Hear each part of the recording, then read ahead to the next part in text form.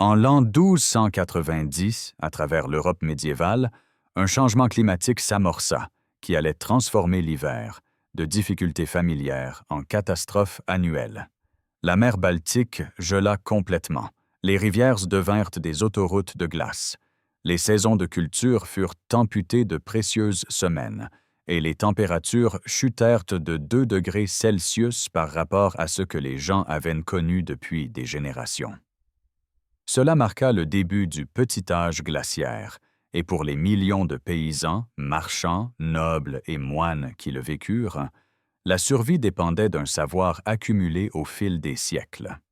Le savoir de comment maîtriser la terre elle-même pour se protéger de la fureur de l'hiver. Ceux qui ne se préparaient pas affrontaient ce que les chroniqueurs appelaient sans détour une mort peu enviable. La grande famine de 1315 à 1317 leur donnera raison, coûtant la vie à 1,5 million à 3 millions de personnes, victimes des horreurs combinées de la faim, du froid et de la maladie. L'hiver n'était pas un simple désagrément. C'était une épreuve d'ingéniosité, de préparation et d'accès aux ressources qui déterminait qui vivrait et qui périrait. Dans cette vidéo, vous découvrirez les remarquables systèmes souterrains que les peuples médiévaux ont construits pour survivre à ces hivers brutaux. Nous descendrons dans des chambres de stockage élaborées qui conservaient les aliments frais pendant des mois en n'utilisant que les propriétés naturelles de la terre. Vous découvrirez les mystérieux souterrains d'Irlande. Plus de 3500 passages souterrains qui maintenaient des conditions parfaites pour les produits laitiers et les légumes. Nous explorerons des habitations semi-enterrées, construites en partie sous le niveau du sol pour capter la chaleur, et révélerons les techniques sophistiquées de conservation des aliments qui faisaient la différence entre la survie et la famine. Des caves à vin des monastères aux caves à légumes des paysans, des refuges cachés aux glacières des plus riches, nous découvrirons comment la classe sociale déterminait l'accès à ces systèmes vitaux. Au fil de notre exploration, vous verrez que les bâtisseurs médiévaux possédaient une compréhension intuitive de la thermodynamique, de l'isolation et de l'ingénierie qui rivalisent avec les connaissances modernes, le tout sans un seul thermomètre ou instrument scientifique. Ce qui en ressort n'est ni une simple histoire de survie primitive, ni un récit de la souffrance médiévale, mais plutôt un tableau complexe de l'adaptation humaine, de l'inégalité et de l'ingéniosité face à une catastrophe climatique. Pour comprendre pourquoi les peuples médiévaux se sont donné tant de mal pour construire des systèmes souterrains, nous devons d'abord saisir la nature de l'hiver auquel ils étaient confrontés. Pendant environ 3 siècles, d'environ 950 à 1250 de notre ère, l'Europe avait connu ce que les historiens appellent l'optimum climatique médiéval. Durant cette période, les hivers étaient relativement doux, les étés prolongeaient leur chaleur jusqu'en automne, et l'agriculture prospérait dans des régions qui deviendraient plus tard trop froides pour des récoltes fiables. Des vignobles florissaient en Angleterre. Le Groenland gagna son nom optimiste de la part des colons nordiques qui y trouvèrent des pâturages véritablement verts. Le climat avait été généreux et les populations s'étaient développées en conséquence. Puis, tout a changé. À partir de 1290 environ, les températures entamèrent une baisse qui allait durer des siècles. Cette première phase du petit âge glaciaire, s'étendant de 1290 à la fin des années 1400, vit les températures annuelles moyennes de l'hémisphère nord chuter de 0,6 degrés Celsius, soit plus d'1 degré Fahrenheit. Cela peut sembler modeste, mais dans certaines régions, l'impact fut bien plus sévère. Les îles britanniques se refroidirent de 2 degrés Celsius complet au début du 14e siècle, et des baisses similaires se produisirent à travers l'Europe continentale. Les températures hivernales étaient en moyenne de 2 degrés Celsius inférieures à celles que nous connaissons aujourd'hui, et le nombre d'hivers glacialement froids augmenta en flèche. La période la plus froide viendrait plus tard, entre 1645 et 1715, lorsque le gel s'intensifia encore davantage. Des rivières qui avaient coulé librement pendant des générations se retrouvèrent prises dans une glace assez épaisse pour supporter chariots et bétail. La mer Baltique, une artère vitale du commerce nordique, devint une étendue gelée. Les saisons de culture se contractèrent de plusieurs semaines cruciales, laissant moins de temps aux cultures pour mûrir et aux récoltes pour être rentrées avant l'arrivée des gelées mortelles. Les conséquences de cette trahison climatique devinrent bientôt horriblement apparentes. Entre 1210 et 1350, 23 des 140 années connurent de mauvaises récoltes pour une ou plusieurs céréales essentielles.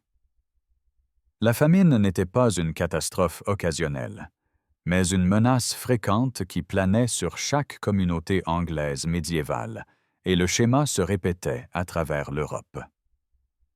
La démonstration la plus catastrophique eut lieu entre 1315 et 1317, lorsqu'une convergence parfaite de températures froides, de pluies excessives et de mauvaises récoltes déclencha ce que nous appelons aujourd'hui la Grande Famine.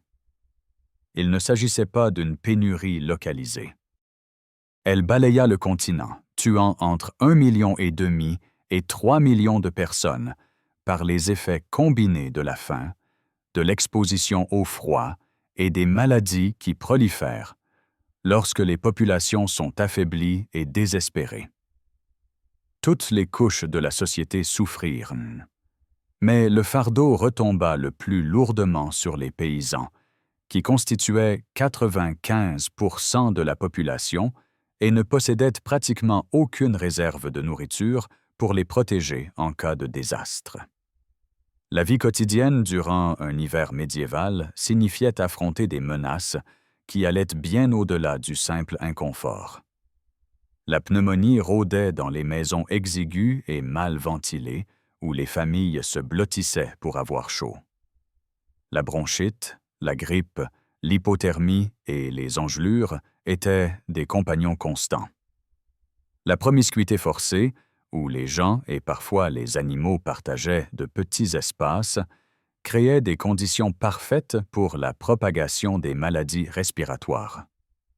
La mauvaise isolation des habitations paysannes signifiait que les feux devaient en être entretenus en permanence, mais même ainsi, le froid s'infiltrait à travers les murs de torchis, les toits de chaume, les sols en terre battue. En France, en Allemagne et en Angleterre, les observateurs de l'époque décrivaient l'hiver comme une catastrophe annuelle. Chacun, du plus humble travailleur des champs au marchand dans sa boutique, comprenait que la préparation n'était pas une option. Être prêt ou affronter ce qu'un chroniqueur nomma sinistrement une « mort peu enviable ». Pourtant, les peuples médiévaux étaient loin d'être des victimes impuissantes du climat et des saisons. Des générations avaient accumulé des connaissances sur la manière de conserver la nourriture, de maintenir la chaleur et de créer des environnements stables, même lorsque le monde en surface devenait hostile à la vie. Et, ce qui est peut-être le plus remarquable, ils découvrirent que certaines des solutions les plus efficaces ne consistaient pas à construire des murs plus hauts ou à attiser des feux plus vifs, mais à descendre dans la terre elle-même. La pratique de stocker de la nourriture sous terre remonte à un passé lointain, bien avant la période médiévale. Des archéologues travaillant au Danemark ont découvert les preuves d'une cave à légumes pavée de pierre datant de 5000 ans, à l'époque néolithique, une trouvaille rare et remarquable qui démontre la reconnaissance ancienne par l'humanité des propriétés conservatrices de la terre. Au cours des millénaires qui suivirent, ce savoir fut affiné, adapté aux conditions locales et transmis à travers d'innombrables générations. À l'époque médiévale, le stockage souterrain avait évolué, passant de l'utilisation opportuniste de grottes naturelles à des systèmes sophistiqués, construits à cet effet, qui témoignaient d'une compréhension intuitive de la physique qui ne serait formellement décrite par les scientifiques que des siècles plus tard. Le génie de la cave à légumes réside dans la compréhension de ce que la Terre fournit naturellement. En surface, les températures varient énormément avec les saisons et même du jour à la nuit. Un après-midi d'été peut atteindre 30 degrés Celsius, tandis qu'une nuit d'hiver peut plonger à -20. Mais descendez de quelques pieds, seulement sous la surface, et vous entrez dans un régime thermique entièrement différent. La Terre possède une inertie thermique considérable. Elle absorbe et libère la chaleur lentement, créant des températures remarquablement stables tout au long de l'année. Une cave à légumes correctement construite pouvait maintenir des températures entre 32 et 40 degrés Fahrenheit de manière constante, que le monde en surface soit pris dans les glaces de janvier ou étouffe sous la chaleur d'août. Cette fourchette de température étroite était précisément ce dont les légumes racines, les courges d'hiver, les choux et de nombreuses autres cultures avaient besoin pour un stockage à long terme, sans geler ni pourrir. Mais la température seule ne suffisait pas. Le taux d'humidité était tout aussi crucial. Les caves à légumes devaient maintenir une humidité entre 85 et 90 % pour empêcher les légumes stockés de se dessécher et de se flétrir. Là encore, les bâtisseurs médiévaux travaillaient avec les principes naturels plutôt que contre eux. Les sols en terre battue, loin d'être un signe de construction rudimentaire, étaient un choix délibéré. La terre nue libérait constamment de l'humidité dans l'air. Maintenant, les taux d'humidité élevés qui gardaient les carottes croquantes et les navets fermes. Lorsque ces conditions étaient réunies, des températures fraîches et stables et une humidité élevée, les légumes racines correctement stockés pouvaient se conserver de 5 à 8 mois. Le fromage pouvait être conservé jusqu'à 6 mois. Même le lait et la crème restaient utilisables pendant plusieurs semaines, un exploit impressionnant à une époque sans réfrigération. Les techniques de construction variaient selon la région et la classe sociale, mais certains principes restaient constants. Ceux qui avaient la chance de posséder des terres avec des grottes naturelles les utilisaient en premier, profitant de chambres qui ne nécessitaient aucune excavation. Pour tous les autres, la solution était de créer ce qu'une source contemporaine appelait des grottes faites de mains d'hommes. Des chambres excavées qui imitaient la géologie naturelle. La profondeur d'excavation devait atteindre sous la ligne de gel, garantissant que les températures glaciales de l'hiver ne pénétreraient pas jusqu'aux aliments stockés. Les murs pouvaient être revêtus de pierre, de bois, ou simplement taillés dans de l'argile stable ou de la roche-mère, selon ce que la géologie locale offrait. Des systèmes de ventilation, souvent constitués de simples tuyaux ou conduits, permettaient une circulation d'air suffisante pour empêcher l'accumulation de gaz favorisant la pourriture, sans pour autant créer des courants d'air qui déstabiliseraient les températures. De nombreuses caves étaient construites à flanc de collines, tirant parti des talus naturels pour l'isolation. D'autres étaient positionnées sur des pentes orientées au nord ou dans des zones ombragées où la chaleur estivale ne pouvait pas pénétrer. La conception des entrées minimisait le volume d'air chaud ou froid qui pouvait entrer à l'ouverture de la porte, souvent grâce à des antichambres ou des passages en angle vif qui créaient des barrières thermiques. Ce qui entrait dans ces chambres souterraines représentait la différence entre la survie hivernale et la famine. Les légumes racines, carottes, navets, betteraves, oignons, panais, formaient la base des provisions stockées. Les courges d'hiver et les citrouilles, avec leur peau protectrice épaisse, se conservaient remarquablement bien dans les conditions d'une cave. Les choux pouvaient être gardés pendant des mois. Les pommes, dans des circonstances idéales, duraient une grande partie de l'hiver. La durée spécifique dépendait de la culture et des conditions, mais le principe restait le même. Récolter en automne, stocker sous terre, récupérer au besoin tout au long des longs mois où rien ne poussait. Les produits laitiers trouvaient également leur place dans ces chambres. Le fromage, déjà conservé par le processus de caillage et d'affinage, bénéficiait énormément de l'environnement stable et frais.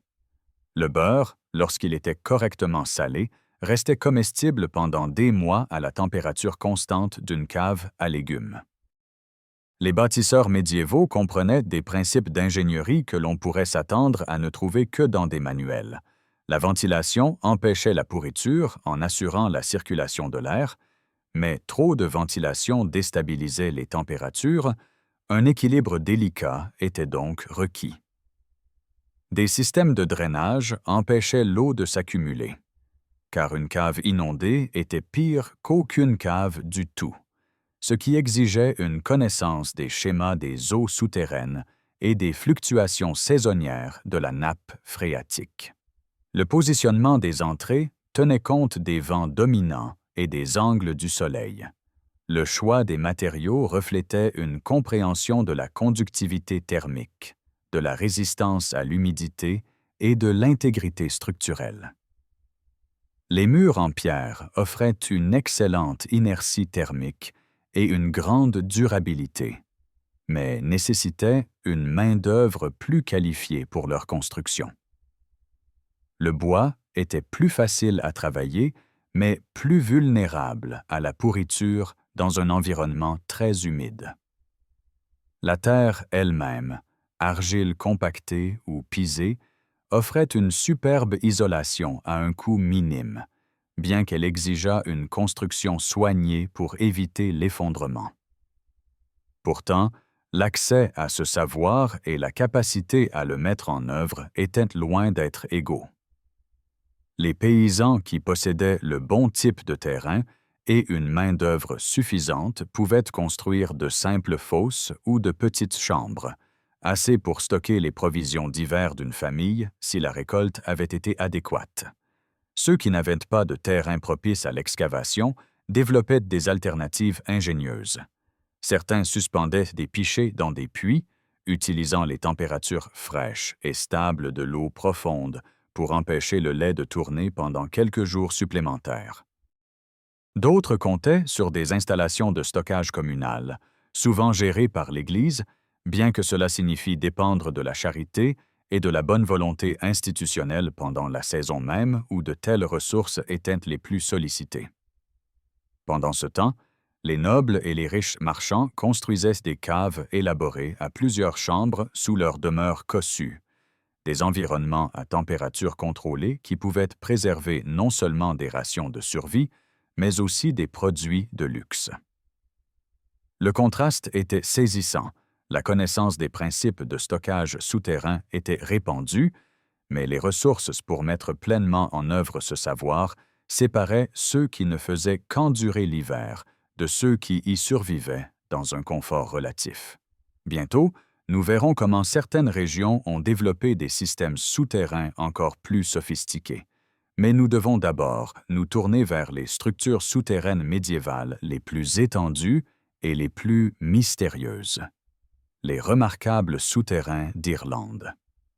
Plus de 3500 souterrains ont été identifiés à travers l'Irlande, ce qui en fait l'une des caractéristiques les plus répandues, mais les moins comprises du paysage médiéval.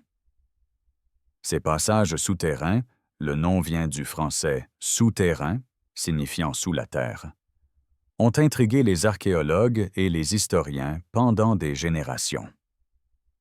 Pourquoi des communautés investiraient-elles un travail énorme dans l'excavation et la construction de chambres souterraines complexes?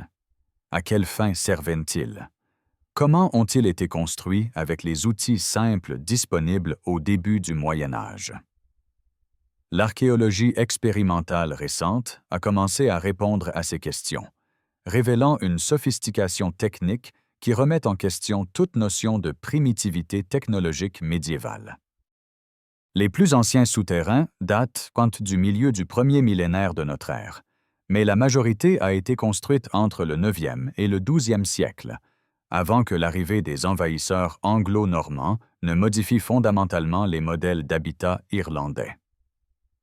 Leur répartition sur l'île est inégale, mais révélatrice. Les plus grandes concentrations apparaissent dans le nord de Louth, le nord d'Antrim, le sud de Galway et les régions occidentales de Cork et Kerry. Des structures similaires apparaissent dans les régions celtiques, en Bretagne, en Cornouailles, où on les appelle fougouzes, et dans toute l'Écosse, suggérant une tradition culturelle partagée de constructions souterraines qui s'étendait sur le monde de l'Atlantique Nord. Il ne s'agissait pas d'expériences isolées, mais d'une partie d'un vocabulaire architectural établi, intégré au modèle d'habitat et à la vie quotidienne.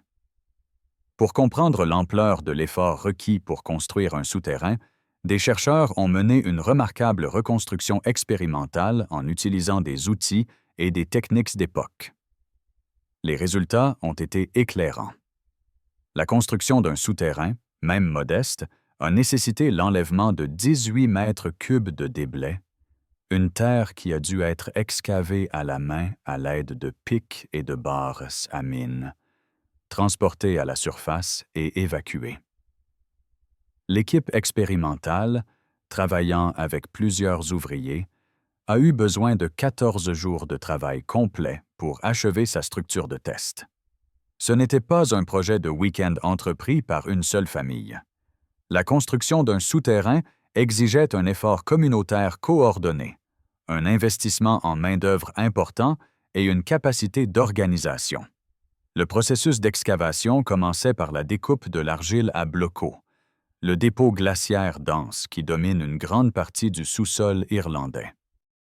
Les ouvriers enfonçaient des poteaux en bois dans le sol pour créer une charpente, en utilisant des assemblages à tenons et mortaises, la même technique de menuiserie sophistiquée employée dans l'ébénisterie fine et la construction navale. Entre la charpente en bois et les parois de la tranchée, les constructeurs tissaient de la vannerie de saule, créant une barrière flexible mais robuste. Vint ensuite le travail minutieux de remblayage avec de l'argile à blocaux pour fournir une isolation et un soutien structurel, et la construction de revêtements en pierre et en argile aux entrées et aux bouches d'aération pour éviter l'effondrement et l'infiltration d'eau. Les structures qui en résultaient allaient de simples chambres uniques à des systèmes complexes à plusieurs pièces avec des passages reliant différentes zones. Tous les souterrains partageaient certaines caractéristiques.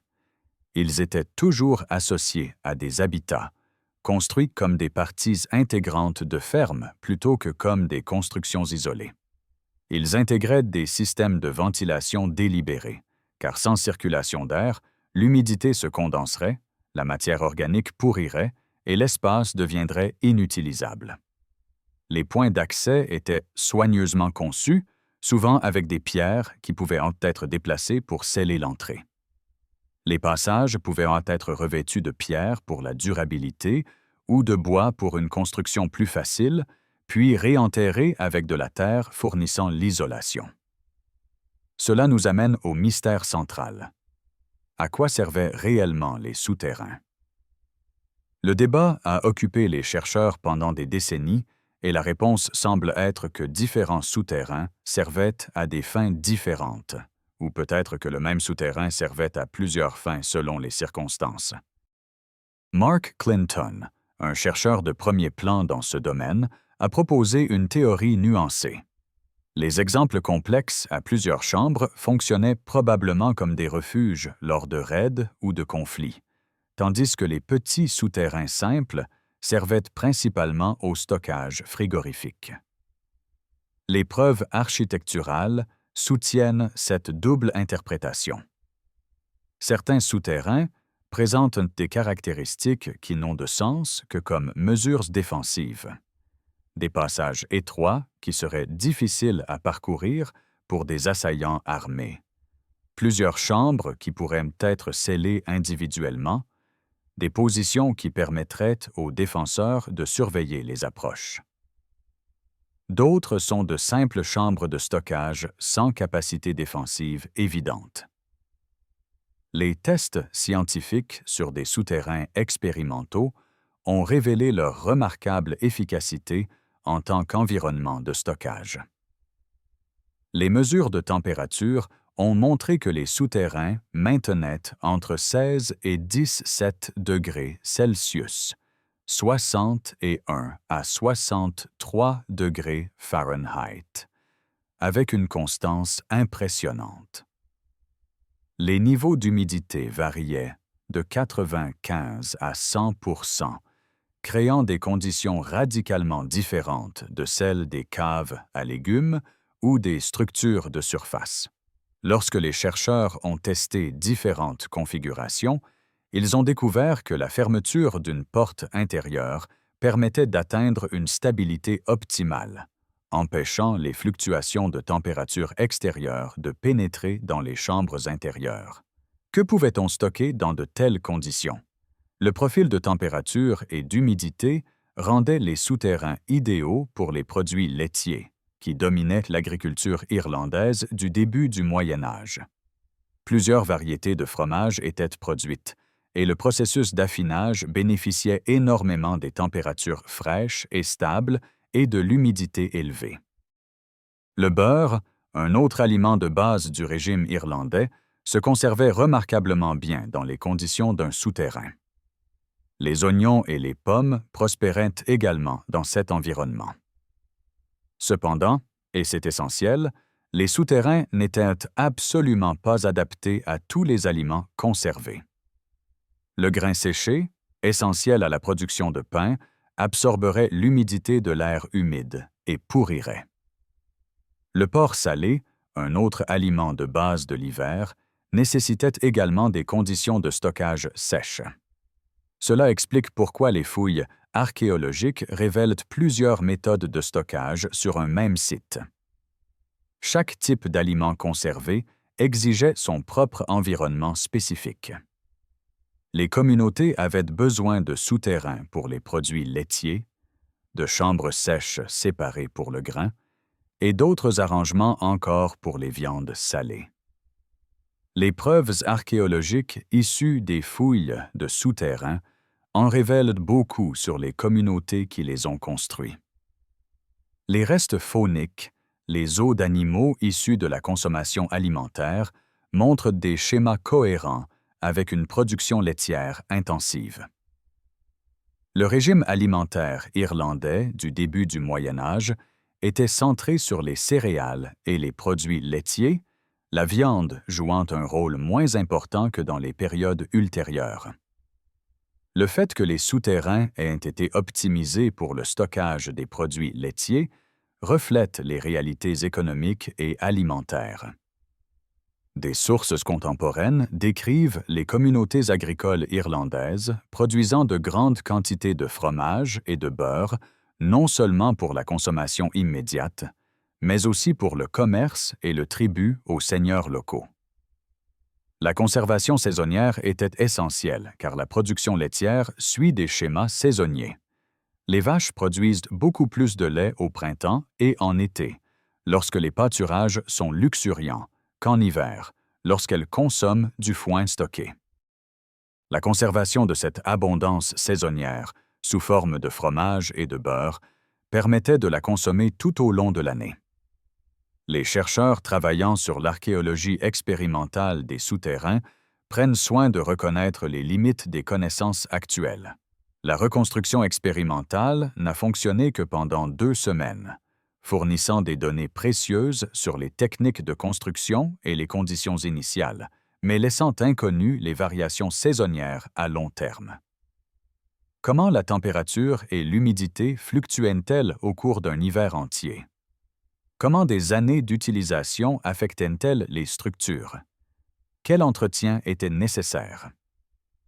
Ces questions restent partiellement sans réponse, nous rappelant que malgré tout ce que nous avons appris, les systèmes souterrains médiévaux gardent encore certains de leurs secrets. Tandis que l'Irlande développait sa tradition distinctive de souterrains, d'autres régions de l'Europe médiévale innovaient dans des directions différentes. Dans certaines régions, la solution au défi de l'hiver n'était pas simplement de stocker de la nourriture sous terre, mais aussi d'y vivre. À travers l'Europe du Nord, du 5e au 12e siècle, une forme d'habitat distinctive est apparue, qui plaçait littéralement l'habitation humaine partiellement sous terre. Les Allemands les appelaient Grubenhäuser ou maisons fausses. En Angleterre, les archéologues utilisent le terme plus technique de bâtiment à fond de cabane. Quel que soit le nom que nous utilisons, ces structures représentent une adaptation fascinante au climat et aux ressources, démontrant que les bâtisseurs médiévaux comprenaient que descendre pouvait être aussi précieux que de construire en hauteur. La conception de base était constante. Une fosse subrectangulaire peu profonde creusée dans le sol, généralement avec 2 poteaux en bois substantiels à chaque extrémité de l'axe long, bien que certains exemples aient eu 0, 4 ou même 6 poteaux. Des fouilles à West Stow, en Angleterre, ont révélé des dimensions typiques. Des structures allant de 3,7 à 4,44 mètres de long, de 2,72 à 3,5 mètres de large et, point crucial, de 0,58 à 0,97 mètres de profondeur. Cette profondeur, d'environ 2 à 3 pieds, faisait toute la différence. Certains Grubenhäuser étaient encore plus modestes, mesurant seulement 1/4 de mètre par 2 mètres par 1 mètre et demi. La variation de taille reflète probablement des fonctions différentes et la préservation variable des sites archéologiques, puisque les structures construites dans des zones moins érodées pourraient conserver une plus grande partie de leur profondeur d'origine. Mais nous rencontrons ici l'un des débats les plus fascinants de l'archéologie médiévale. Ces fosses creusées formaient-elles réellement le sol de l'habitation, les gens vivant dans l'espace excavé, ou étaient-elles simplement des éléments de fondation sous des planchers en bois suspendus? La question est importante car elle change fondamentalement notre compréhension du fonctionnement de ces bâtiments. Si les gens vivaient directement dans la fosse, alors la structure enfoncée fournissait une isolation et une inertie thermique. La terre qui les entourait modérait les variations de température et offrait une protection contre le vent. Si, au contraire, un plancher en bois était suspendu au-dessus de la fosse, alors la cavité en dessous aurait pu servir au stockage, aider à contrôler l'humidité en créant un vide d'air, ou peut-être fournir un espace frais pour conserver la nourriture. Les preuves suggèrent que les 2 arrangements existaient, reflétant probablement des variations régionales et des utilisations prévues différentes. En Europe de l'Ouest, Angleterre, nord de la France, Pays-Bas, les Grubenhäuser ont tendance à être plus petits et se trouvent fréquemment près d'autres bâtiments plus grands. Les découvertes archéologiques à l'intérieur de ces structures incluent souvent des pesons de métier à tisser, les poids en pierre ou en céramique utilisés pour tendre les fils verticaux sur un métier à tisser à peson. Cela suggère fortement qu'ils fonctionnaient comme des ateliers de tissage plutôt que comme des résidences principales. La fosse fournirait une humidité stable pour le fil de laine. L'espace clos protégerait un équipement précieux, et la structure pourrait être chauffée au besoin pour le confort pendant les longues heures de travail. Un plancher suspendu aurait du sens dans ce contexte, offrant un espace de travail plat et sec au-dessus d'une cavité de stockage. L'Europe de l'Est raconte une histoire différente. Dans les régions slaves, les Grubenhäuser étaient souvent plus grands et contenaient fréquemment des foyers, des caractéristiques qui n'ont aucun sens pour une fosse de stockage sous un plancher suspendu, mais qui sont essentielles pour une habitation où des gens vivaient réellement. Ces structures étaient carrées avec des coins arrondis, parfois excavées à des profondeurs dépassant 1 mètre, de véritables demi-cabanes enterrées, ou même des cabanes entièrement enterrées. Les sols étaient soit des surfaces en terre durement compactées, soit des planches de bois posées au fond de la fosse. La présence de foyers, de débris de cuisine et d'artefacts domestiques indique qu'il ne s'agissait pas d'ateliers, mais de maisons où les familles cuisinaient, mangeaient et dormaient. Pourquoi des communautés choisiraient-elles de construire vers le bas? Les avantages deviennent clairs lorsque nous considérons les défis des hivers d'Europe du Nord. L'isolation thermique était le bénéfice le plus évident. La terre est un excellent isolant, et entourer un espace de vie avec elle sur plusieurs côtés réduit considérablement les pertes de chaleur. Une habitation semi-enterrée nécessitait moins de combustible pour maintenir des températures confortables car il y avait simplement moins de surface exposée perdant de la chaleur vers l'air extérieur. L'exposition au vent, une source majeure de perte de chaleur et d'inconfort dans les structures en surface, était réduite lorsque l'habitation se trouvait partiellement sous le niveau du sol. Le volume intérieur plus petit d'un espace semi-enterré était plus facile à chauffer qu'une pièce en surface plus haute de même superficie. Les besoins en matériaux étaient réduits. Moins de bois nécessaire pour les murs, des techniques de construction plus simples possibles. La vitesse de construction était plus rapide que pour des structures équivalentes en surface, une considération importante pour les communautés disposant d'une main-d'œuvre et de ressources limitées. La vie quotidienne dans un Grubenhaus aurait présenté certains défis. L'éclairage naturel était limité, car les fenêtres d'une structure partiellement enterrée seraient petites et positionnées près du sol. L'humidité était une préoccupation constante. Un drainage inadéquat pouvait transformer une habitation confortable en un espace humide et insalubre en une seule saison des pluies. L'expérience psychologique de vivre dans un espace sombre et clos pourrait sembler oppressante pour ceux qui sont habitués au logement moderne, bien que les sensibilités médiévales fussent différentes et que l'adaptation ait probablement rendu de tels espaces normaux et même douillets. Qu'ils soient utilisés comme ateliers ou résidences, ces bâtiments semi-enterrés seraient connectés au monde de la surface, aux granges, à d'autres habitations, à la communauté qui les entourait. Vers la fin de la période médiévale, les pratiques de construction se sont progressivement éloignées des habitations semi-enterrées pour se tourner vers les structures à colombage en surface que nous associons plus typiquement aux villages médiévaux. Cependant, la connaissance des propriétés isolantes de la terre n'a pas disparu. Elle a simplement trouvé de nouvelles applications. Même les maisons paysannes conventionnelles du haut et du bas Moyen Âge employaient des principes appris de siècles de vie partiellement souterraines. Considérez la construction du sol d'une habitation paysanne médiévale typique. Plutôt que d'être une simple surface sur laquelle marcher, le sol était un composant soigneusement conçu du système thermique de la maison.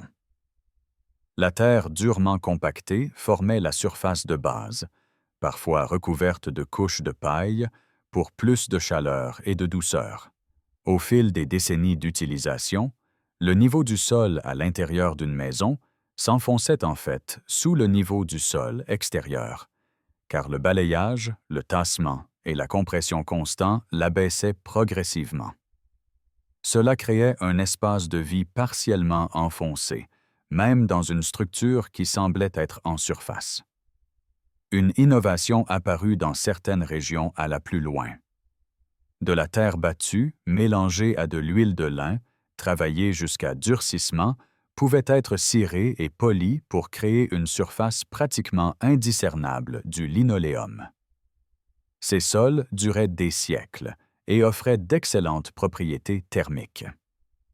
Les techniques de superposition pour l'isolation du sol démontraient une compréhension sophistiquée des matériaux. Des bottes de paille étaient disposées de manière ordonnée sur le sol en terre, créant une couche épaisse et isolante qui était également quelque peu douce pour marcher ou s'asseoir.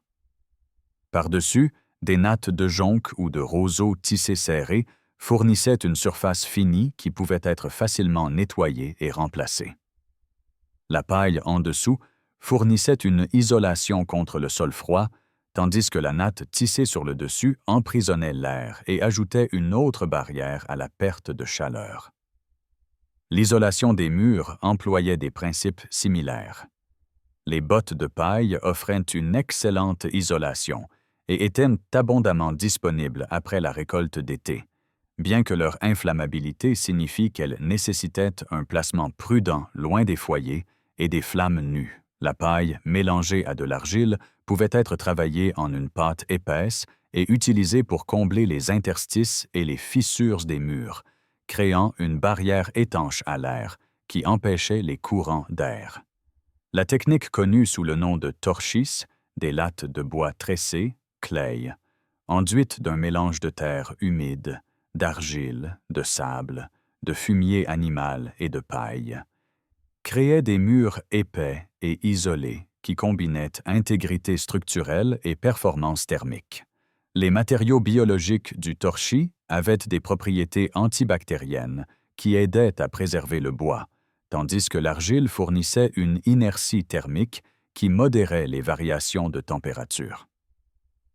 Les murs épais étaient peut-être la caractéristique thermique la plus importante. Une maison en bauge typique, construite de terre et de paille mélangée à de l'eau et empilée à l'état humide, pouvait avoir des murs de 24 pouces d'épaisseur.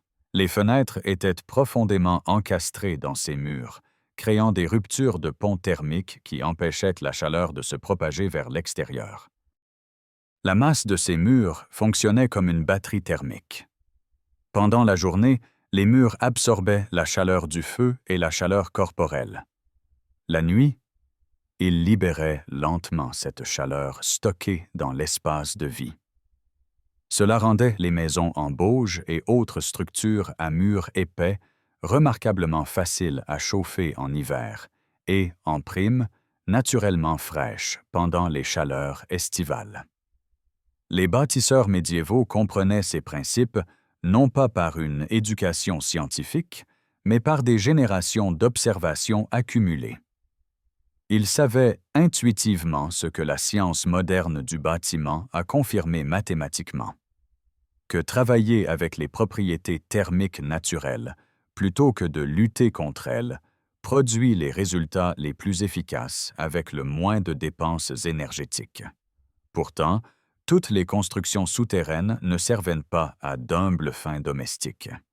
La richesse et le pouvoir trouvèrent leurs propres usages pour les espaces souterrains, créant des systèmes qui rivalisaient et souvent surpassaient les structures paysannes en sophistication et en échelle. Les mêmes principes qui rendaient les caves à légumes efficaces pour conserver les navets et les pommes de terre pouvaient être appliqués à des échelles bien plus grandes par ceux qui disposaient de ressources, de main-d'œuvre et d'une permanence institutionnelle. Les monastères, les églises et les domaines nobles développèrent des systèmes souterrains qui servaient à des fins allant du spirituel au pratique, du stockage du vin à la conservation de la glace, tous démontrant une compréhension sophistiquée de ce que la terre pouvait offrir. Les caves monastiques sont devenues des caractéristiques architecturales standards des maisons religieuses à travers l'Europe médiévale, et le nom lui-même révèle leur fonction. Le mot « bouteillerie » dérive des mots français et latins pour « fût », une barrique et « bouteille ». Les grandes salles de cave sous les monastères servaient à l'origine au stockage de la nourriture et des boissons destinées à l'approvisionnement des étrangers et des invités de passage, accomplissant ainsi l'obligation bénédictine d'hospitalité. Au fil du temps, ces chambres souterraines ont assumé des fonctions de plus en plus spécialisées, aucune n'étant plus importante que la production et le stockage du vin. La cave à vin médiévale représente une véritable innovation dans la conservation et le raffinement des boissons. Les moines de toute l'Europe empilaient des fûts et des bouteilles de vin dans les catacombes sous leurs abbayes et monastères, créant ainsi les premières véritables caves à vin conçues spécifiquement pour le vieillissement et l'amélioration du produit. Les éléments de conception étaient soigneusement étudiés. Les plafonds voûtés assuraient la stabilité structurelle tout en permettant des schémas de circulation d'air qui empêchaient les poches d'air stagnants. Des murs de pierre épais, souvent de plusieurs pieds de profondeur, fournissaient à la fois un soutien structurel et une inertie thermique qui maintenait les températures stables. Une pénétration minimale de la lumière était cruciale. Les moines comprenaient que l'exposition à la lumière dégradait la qualité du vin, de sorte que de petites fenêtres, ou pas de fenêtres du tout, devinrent la norme. Les températures fraîches des chambres souterraines permettaient aux moines de contrôler la fermentation, produisant un produit plus stable et raffiné que ce qui était possible dans un stockage en surface. L'introduction de fûts de chêne pour le stockage, une autre innovation monastique, a non seulement aidé le processus de vieillissement, mais a également ajouté des saveurs subtiles qui sont devenues des caractéristiques prisées des grands vins. Pourquoi les monastères investissaient-ils autant d'efforts dans la production de vin? La nécessité religieuse fournissait une forte motivation. Le vin était essentiel pour l'Eucharistie, et les moines responsables de la célébration de la messe quotidienne avaient besoin d'un approvisionnement fiable en vin de messe. Mais au-delà de cette exigence spirituelle, le vin représentait une valeur économique. Les monastères étaient des producteurs agricoles à grande échelle, et le vin était une marchandise de valeur qui pouvait être vendue ou offerte à des mécènes ecclésiastiques et séculiers. L'excellence dans la vinification renforçait la réputation et la position financière d'un monastère. Les cryptes d'église servaient à des fins différentes, mais tout aussi importantes. Ces chambres ou voûtes en pierre sous le sol des églises étaient toujours construites en pierre. Souvent la pierre la plus soigneusement travaillée de tout le bâtiment, avec des plafonds voûtés qui répartissaient le poids et créaient d'impressionnants espaces souterrains.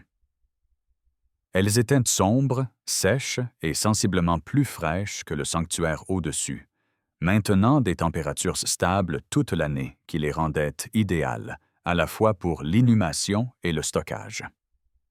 À partir du Moyen Âge, les cryptes étaient réservées aux privilégiés.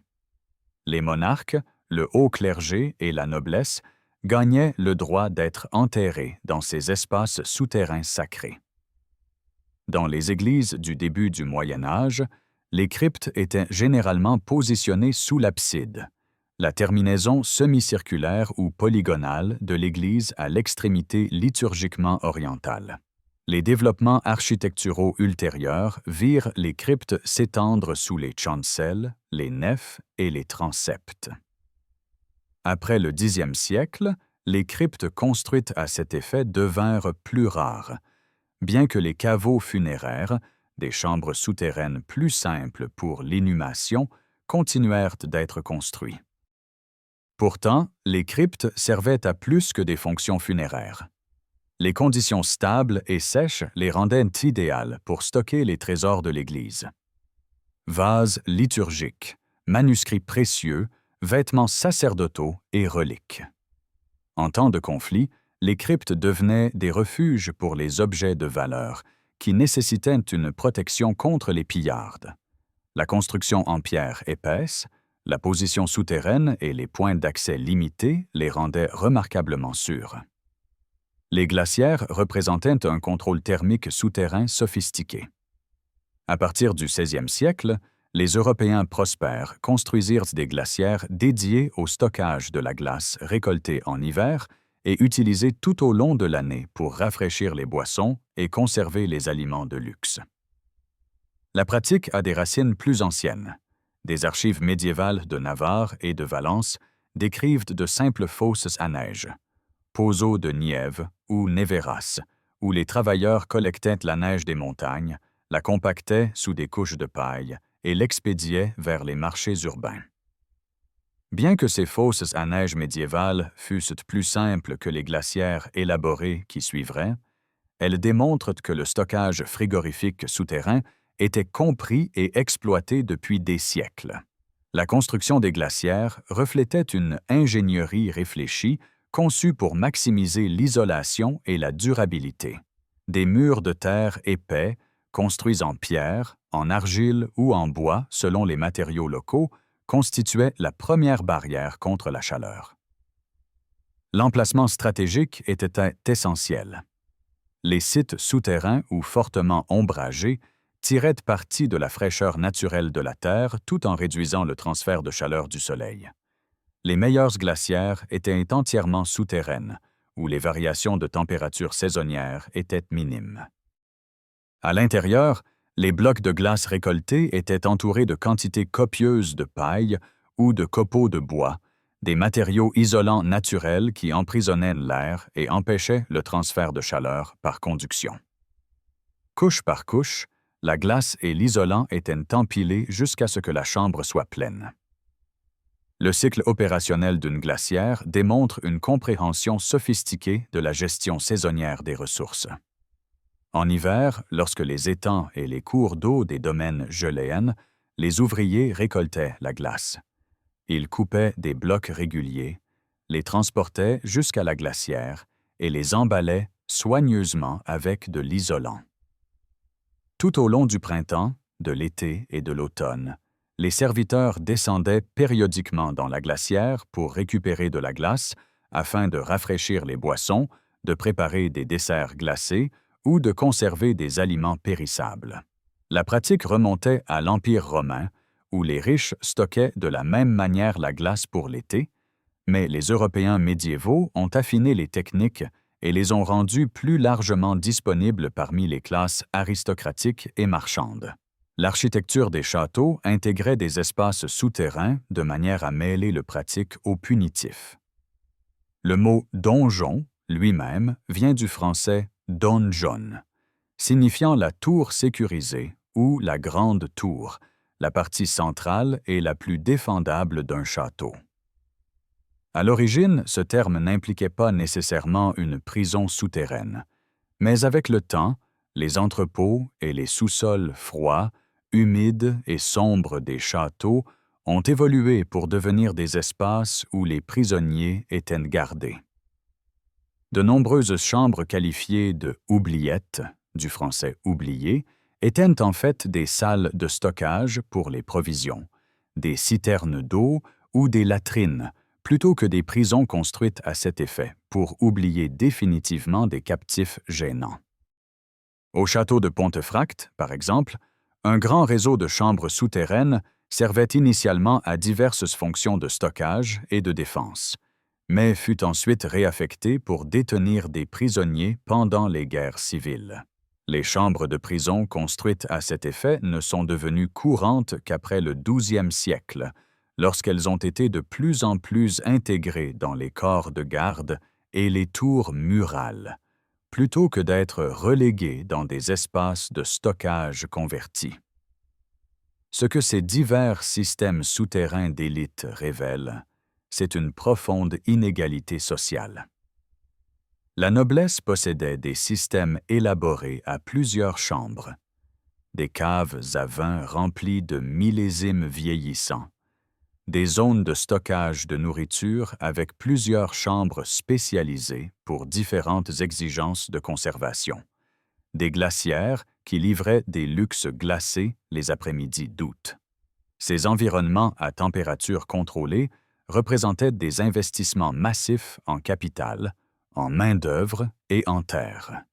Pendant ce temps, la grande majorité de la population, les paysans qui travaillaient les champs qui produisaient le grain, les raisins et le bétail, avaient accès à de simples caves à légumes s'ils étaient chanceux, et à rien du tout s'ils ne l'étaient pas. L'accès à des systèmes souterrains sophistiqués marquait une division de classe aussi nette que toute distinction dans l'habillement, le logement ou les droits légaux. Lorsque des hivers rigoureux arrivaient, les taux de survie reflétaient cette inégalité avec une clarté brutale. Qu'ils soient simples ou élaborés, qu'ils stockent des navets ou du vin fin, tous ces systèmes souterrains partageaient une exigence. Ils devaient être remplis de nourriture conservée. L'espace de stockage ne signifiait rien sans la connaissance de la conservation, et c'est vers ces techniques essentielles que nous nous tournons maintenant. Un dicton médiéval capturait la vérité essentielle. Si vous étiez un paysan, vous surviviez à l'hiver en vous préparant tout l'été. Ce n'était pas une exagération poétique. Les mois de récolte exigeaient un travail acharné non seulement pour rentrer les cultures, mais aussi pour les transformer et les conserver en utilisant des techniques qui garderaient la nourriture comestible pendant 6, 8 ou même 12 mois. Plusieurs méthodes de conservation étaient essentielles, car différents aliments nécessitaient différentes approches, et un échec à n'importe quelle étape pouvait signifier la différence entre l'abondance et la famine, lorsque les neiges de février couvraient encore le sol gelé. Le salage constituait le fondement de la conservation des aliments au Moyen Âge, décrit dans les sources contemporaines comme omniprésent et indispensable dans la cuisine médiévale. La technique fonctionnait grâce à une chimie simple mais efficace. Le sel extrait l'humidité des aliments par osmose tout en créant un environnement hostile à la croissance bactérienne. Pour le poisson, la méthode était simple. Superposer le poisson nettoyé avec du sel dans des barils ou des pots, un processus appelé salaison en saumure. Le sel pénétrait dans la chair, extrayant l'eau et créant un poisson conservé qui pouvait durer des mois. La viande recevait un traitement similaire, mais utilisait souvent une approche différente. De grands bains de saumure ou des morceaux de porc, de bœuf ou de mouton étaient immergés dans de l'eau fortement salée, extrayant à nouveau l'humidité tout en infusant la viande de sel conservateur. Le rôle central du sel dans la conservation en faisait une denrée précieuse, non pas simplement un assaisonnement, mais un matériau essentiel à la survie. Les sources de sel étaient étroitement contrôlées, les routes commerciales le transportaient à travers les continents, et les recettes fiscales provenant des ventes de sel enrichissaient les royaumes. Tout le monde ne pouvait pas se permettre des quantités suffisantes pour une conservation optimale, créant une autre ligne de fracture de l'inégalité. Les ménages riches pouvaient appliquer généreusement le sel pour assurer une conservation complète. Les familles plus pauvres devaient l'utiliser avec plus de parcimonie, risquant la détérioration. L'abattage d'automne devenait un événement communautaire coordonné, car le moment et la transformation étaient critiques. Fumer ou saler la viande du bétail abattu en automne était une stratégie domestique courante, mais elle servait à plusieurs fins au-delà de la simple conservation. Plus important encore, elle évitait d'avoir à nourrir plus d'animaux que nécessaire pendant les mois d'hiver maigres, où le fourrage était rare et précieux. Les porcs se prêtaient particulièrement bien à cette stratégie. Les familles paysannes de toute l'Europe élevaient des porcs car ils étaient faciles à nourrir avec des restes et du fourrage, nécessitaient relativement peu d'espace et fournissaient une viande abondante. L'abattage du porc en décembre devint un événement communautaire ritualisé. Les voisins se rassemblaient pour aider à la boucherie et à la transformation, la viande était distribuée ou échangée, puis le travail de conservation commençait sérieusement. Le bacon, du porc salé et parfois fumé, devint la viande de base de l'hiver, apparaissant dans les potages, mangée avec du pain ou consommée seule lorsque les autres aliments manquaient. Le fumage complétait le salage en ajoutant de la saveur tout en offrant une protection antibactérienne supplémentaire. Après le salage, la viande était suspendue au-dessus de feu ou dans des fumoirs dédiés où la fumée de bois en combustion, souvent des bois durs comme le chêne ou des bois fruitiers comme le pommier, imprégnait lentement la chair. La fumée contenait des composés chimiques qui inhibaient la croissance bactérienne tout en infusant de délicieuses saveurs qui rendaient de la viande conservée plus agréable au goût. Le processus exigeait du temps, une gestion minutieuse du feu et suffisamment de bois, des ressources qui, une fois de plus, séparaient ceux qui pouvaient conserver entièrement leur nourriture de ceux qui se contentaient de méthodes moins approfondies. Le séchage offrait l'approche de conservation la plus simple. Exposer la nourriture à la chaleur ou au vent jusqu'à ce que la teneur en humidité tombe en dessous du niveau qui favorise la croissance bactérienne ou fongique. Dans les climats chauds, les aliments pouvaient simplement être étalés au soleil. Dans les climats d'Europe du Nord, l'exposition à des vents forts servait des objectifs similaires, bien que plus lentement. Les fruits, les légumes, les herbes et même les viandes pouvaient être séchés. Les pois et les haricots séchaient particulièrement bien et devenaient des aliments de base de l'hiver. Les oignons, enfilés ensemble et suspendus dans des espaces secs, se conservaient pendant des mois. Les avantages du séchage étaient significatifs. Aucun ingrédient spécial requis, aucun équipement complexe nécessaire.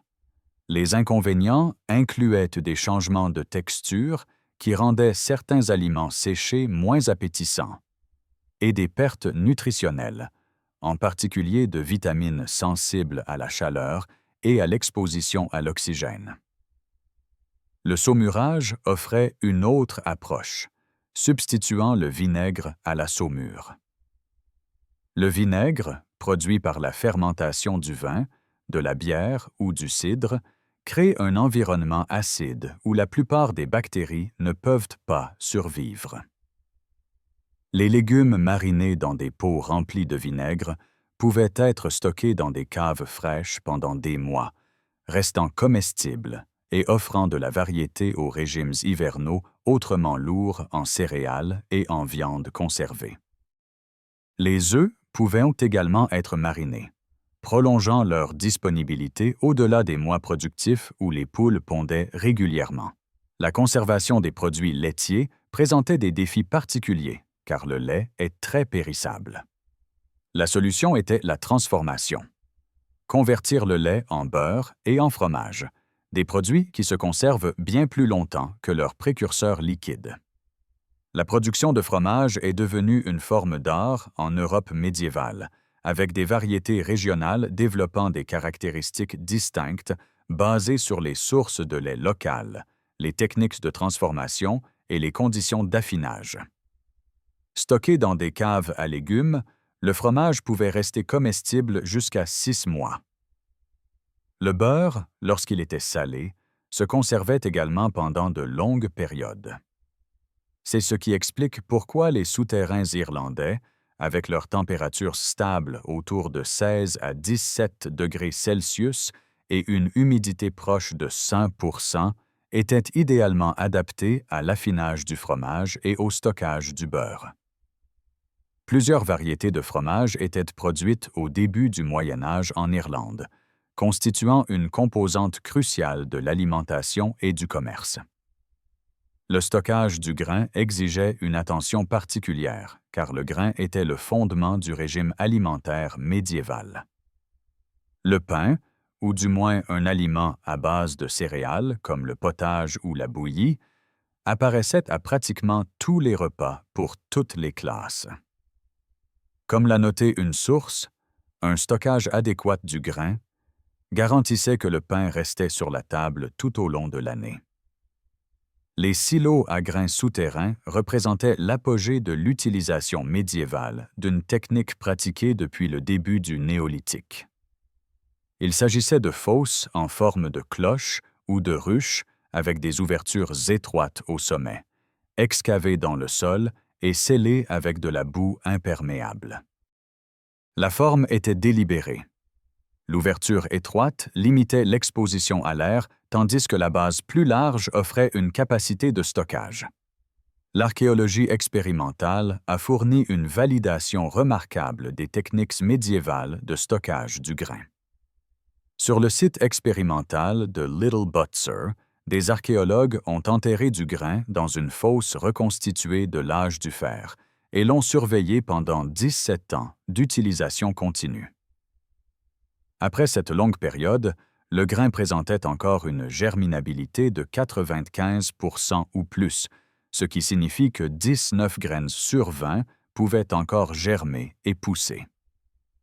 Il ne s'agissait pas simplement de grains comestibles, c'était de la semence viable pour la plantation, démontrant que le stockage souterrain dans des fosses correctement construites pouvait préserver la qualité du grain sur des décennies. Les terres méditerranéennes ont vu une excavation profuse de silos à grains à mesure que le commerce maritime se développait, créant une demande de grains stockés qui pouvait approvisionner les navires et les villes. Ceux-ci allaient de petits silos agricoles desservant des familles individuelles à de grandes fossailles, d'immenses fosses de stockage souterraines, construites pour approvisionner les grandes populations urbaines. L'Europe du Nord dépendait plus fortement des granges et des meules en surface pour stocker les gerbes de céréales avant le battage, bien que le stockage souterrain fût également pratiqué. Le choix de la méthode de stockage reflétait à la fois le climat. Les régions plus humides du Nord faisaient face à des défis de conservation différents de ceux de la Méditerranée plus sèche, et les systèmes agricoles. Associer les aliments aux lieux de stockage appropriés nécessitait une connaissance détaillée, transmise de génération en génération. Les légumes racines avaient besoin des conditions spécifiques des caves à légumes, des températures entre 32 et 40 degrés Fahrenheit et une humidité de 85 à 90%. Le fromage et le beurre prospéraient dans les conditions des souterrains. Légèrement plus chaud, à 16 ou 17 degrés Celsius, mais avec une humidité encore plus élevée, approchant les 100%. Le grain séché nécessitait des chambres sèches, et absolument pas l'environnement humide des souterrains où l'humidité serait absorbée et la pourriture commencerait. Le porc salé nécessitait de même un stockage sec et frais plutôt que des conditions humides. Les glacières servaient l'élite fortunée pour les articles de luxe. Rafraîchir les boissons, conserver les mets délicats, faire des desserts glacés. Chaque aliment exigeait des conditions spécifiques, et une inadéquation entre l'aliment et le lieu de stockage pouvait entraîner la détérioration et le gaspillage. Pourtant, même la préparation la plus soignée s'avérait parfois insuffisante. Les mauvaises récoltes, les hivers exceptionnellement rigoureux, un froid prolongé qui durait jusqu'au printemps, ou une simple erreur de calcul sur la quantité de conservation nécessaire, tout cela pouvait laisser les réserves souterraines vides alors que l'hiver tenait encore le pays dans sa poigne. Lorsque cela se produisait, les communautés se tournaient vers les aliments de disette.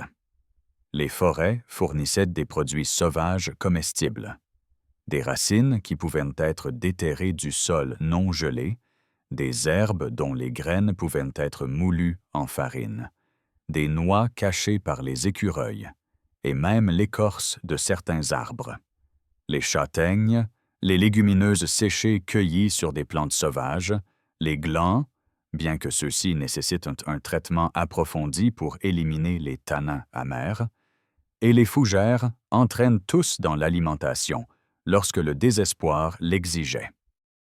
Le pain d'écorce, fabriqué à partir du cambium, l'écorce interne ou phloème des pins, est devenu un aliment de disette courant de la fin du Moyen Âge jusqu'au 19e siècle en Suède et dans d'autres régions nordiques.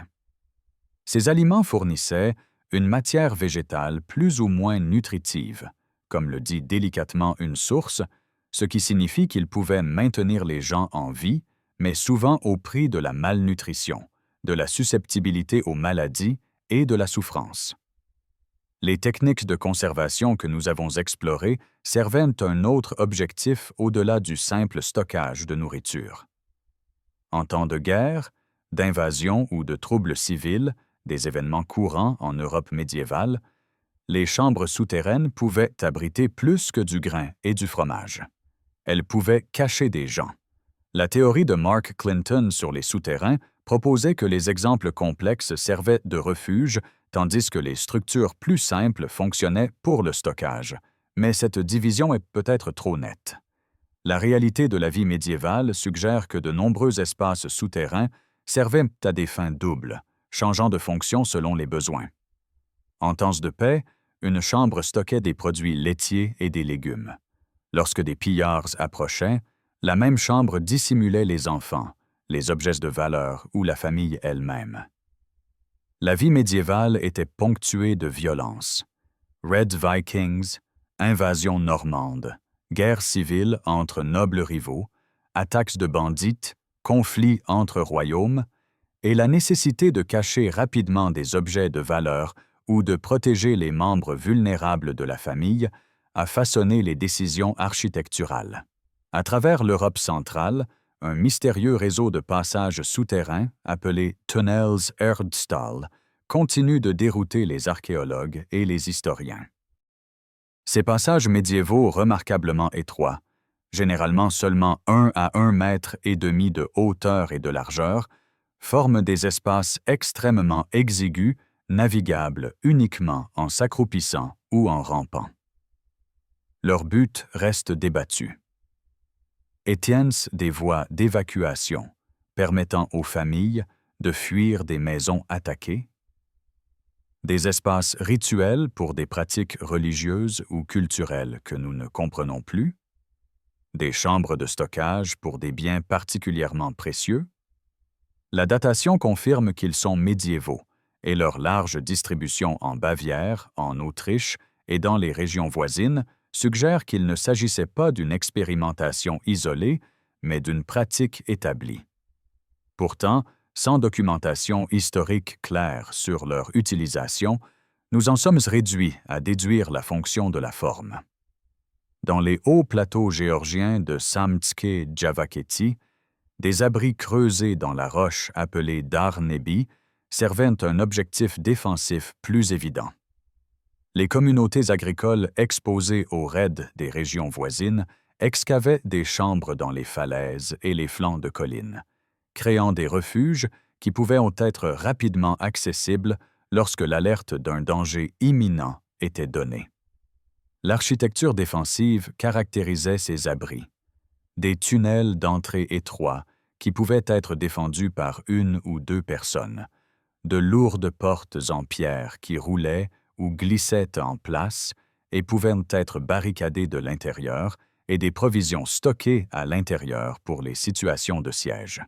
La conception reflétait une expérience durement acquise de la violence frontalière. Les cités souterraines représentent le développement ultime de l'architecture de refuge créée lorsque des communautés entières avaient besoin de protection pendant de longues périodes. En Cappadoce, en Turquie, les complexes souterrains se sont considérablement développés pendant les raids arabes sur le territoire byzantin, qui se sont intensifiés du milieu du 7e au début du 11e siècle. Le système de Filik Tepe comprend environ 20 modules interconnectés s'étendant sur 1673 mètres, défendus par 55 porte-meules, des roues de pierre circulaires qui pouvaient être roulées dans les embrasures pour créer des barrières incroyablement difficiles à franchir. La célèbre cité souterraine de Derinkuyu atteint 18 étages de profondeur, créant une métropole autonome qui comprenait des puits de ventilation, assurant un air respirable partout, des puits fournissant de l'eau, des cuisines équipées pour nourrir des milliers de personnes, des salles de classe où l'éducation pouvait continuer même pendant les sièges, des pressoirs à huile et des caves à vin permettant la production économique, un bain pour la hygiène, et des espaces de vie organisés par unité familiale. Des milliers de personnes pouvaient s'abriter dans ces cités souterraines pendant des semaines, voire des mois, attendant que les armées qui contrôlaient la surface se retirent. La cité souterraine de Naour, dans le nord de la France, démontre que cette stratégie n'était pas limitée à la géologie exotique de la Cappadoce. 2 miles de tunnels et plus de 300 salles creusées par l'homme se trouvent à 100 pieds sous un plateau boisé. Commencé comme une carrière romaine, le site a été agrandi pendant les guerres médiévales et les conflits ultérieurs, atteignant une capacité maximale de 3000 habitants pendant la guerre de Trent Huns au XVIIe siècle. Le complexe comprenait des chapelles, des écuries, des puits et des boulangeries. Les preuves archéologiques montrent une utilisation répétée au fil des siècles. Les communautés descendaient lorsque les armées approchaient, attendaient sous terre que le danger passe, puis retournaient à la vie en surface. Les donjons des châteaux et leur évolution révèlent comment les espaces souterrains se sont adaptés aux besoins changeants. Le grand réseau de chambres souterraines du château de Pontefract a d'abord détenu des prisonniers. Ennemis capturés, vassaux rebelles, criminels en attente de jugement. Plus tard, pendant les guerres civiles, lorsque les priorités militaires ont changé, ces mêmes chambres ont été réaffectées en salles de stockage pour les fournitures, les armes et les provisions.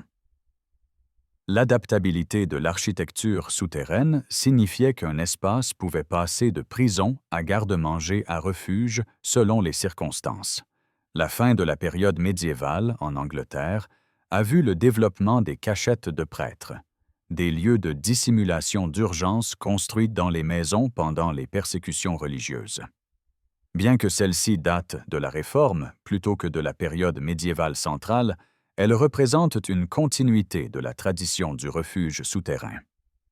Les prêtres fuyant l'arrestation pouvaient se glisser dans des espaces aménagés dans les cheminées, derrière de faux murs, sous les escaliers ou sous le niveau du sol. Ces cachettes nécessitaient la même connaissance de la construction de chambres secrètes qui s'était développée depuis des siècles. Pourquoi les gens se sentaient-ils plus en sécurité sous terre que dans des bâtiments de surface fortifiés? Plusieurs facteurs ont contribué à cette psychologie. La protection visuelle était primordiale. Des patrouilles de recherche pouvaient saccager une maison, mais manquer une entrée dissimulée vers une chambre en dessous. Les entrées étroites rendaient les espaces souterrains difficiles à assaillir. Un seul défenseur pouvait repousser plusieurs attaquants lorsque le point d'accès les forçait à s'approcher un par un en s'accroupissant. La stabilité de la température signifiait que les communautés pouvaient attendre la fin des sièges dans un confort relatif, alors que les bâtiments de surface devenaient inhabitables lorsque les attaquants contrôlaient la zone environnante et pouvaient couper le bois de chauffage et les provisions. Il y avait peut-être aussi une composante psychologique. La terre comme mère protectrice, l'obscurité comme dissimulation, la descente comme une évasion du monde visible où le danger opérait. Qu'ils soient conçus pour le stockage de nourriture ou le refuge humain, tous ces systèmes souterrains reposaient sur une chose: la connaissance de la manière de travailler avec la terre, la pierre, l'eau et l'air pour créer des espaces stables, sûrs et fonctionnels. Cela nous amène à la remarquable compréhension de l'ingénierie que possédaient les bâtisseurs médiévaux. Les bâtisseurs médiévaux parvenaient à un contrôle précis de la température sans thermomètre. Ils maintenaient une humidité idéale sans jauge. Ils construisaient des structures qui duraient des siècles sans diplôme d'ingénieur ni manuels écrits. Comment savaient-ils ce qui fonctionnerait? La réponse réside dans un savoir empirique accumulé. Des générations d'observations, d'essais et d'erreurs affinées au fil des siècles. Des informations transmises oralement par l'apprentissage et l'enseignement familial, et des variations régionales qui adaptaient les principes de base aux conditions locales. Comme l'a noté une analyse, les bâtisseurs médiévaux comprenaient la thermodynamique et la circulation de l'air, bien qu'ils n'aient pas le vocabulaire scientifique pour décrire ce qu'ils savaient intuitivement. L'inertie thermique était l'un des principes les plus importants qu'ils maîtrisaient. Les murs épais, 24 pouces était typique pour les maisons en bauge, mais les châteaux en pierre pouvaient avoir des murs de 6 pieds de profondeur ou plus, fonctionnaient comme des batteries de chaleur. La pierre et la terre absorbent lentement la chaleur pendant la journée ou lorsque les feux brûlent, puis libèrent progressivement cette chaleur stockée tout au long des nuits froides. Cette stabilisation naturelle de la température signifiait que les bâtiments dotés d'une inertie thermique substantielle étaient faciles à chauffer en hiver, frais en été, comme le notent les recherches. L'effet était le plus prononcé sous terre, où la terre de tous les côtés fournissait une énorme inertie thermique qui résistait aux fluctuations de température. La ventilation présentait un défi plus subtil. La circulation de l'air empêchait la pourriture en éliminant l'humidité et en prévenant l'accumulation de poches stagnantes et humides où la moisissure pouvait proliférer. Dans les mines, la ventilation empêchait l'accumulation de gaz mortels. Dioxyde de carbone provenant de la décomposition organique, méthane des veines de charbon, monoxyde de carbone des feux utilisés pour l'éclairage ou le traitement du minerai. Les bâtisseurs appliquaient ces leçons de l'exploitation minière à la construction souterraine civile. L'effet de cheminée était compris. L'air chaud monte, créant une circulation naturelle si les évents sont correctement positionnés. Certaines conceptions intégraient des mécanismes de captage du vent, des ouvertures orientées qui captaient les brises dominantes et les dirigeaient à travers la structure. La clé était l'équilibre. Trop peu de ventilation entraînait la pourriture et une mauvaise qualité de l'air, mais trop déstabilisait les températures et allait à l'encontre de l'objectif de la construction souterraine. L'isolation impliquait de comprendre les propriétés des différents matériaux et de les utiliser en couches complémentaires. La terre elle-même servait d'isolant, c'est pourquoi la profondeur d'enfouissement était importante. Plus on s'enfonçait, plus la terre entourait et protégeait l'espace. La pierre fournissait une inertie thermique et une résistance structurelle, mais n'était pas particulièrement isolante. L'argile assurait l'étanchéité à l'eau et à l'air. La paille offrait une excellente isolation en emprisonnant l'air dans les tiges creuses et les espaces entre elles. Le torchis combinait intégrité structurelle et performance thermique. Chaque matériau apportait des propriétés spécifiques, et les bâtisseurs qualifiés savaient comment les combiner. La pierre pour la structure, l'argile pour l'étanchéité, la paille pour l'isolation, la terre pour la masse. La gestion de l'eau pouvait faire ou défaire une structure souterraine. Le drainage était absolument essentiel. Une chambre inondée était pire qu'aucune chambre du tout, et l'infiltration d'eau pouvait saper les fondations, entraînant un effondrement catastrophique. Le positionnement par rapport à la nappe phréatique nécessitait une compréhension de l'hydrologie locale. Construire au-dessus du niveau des hautes eaux saisonnières, ou accepter qu'un assèchement permanent serait nécessaire. Des canaux et des gouttières dirigeaient les eaux de surface loin des entrées. À l'intérieur des chambres, des pentes de sol assuraient que toute infiltration d'eau s'écoulait vers des puisards où elle pouvait être évacuée.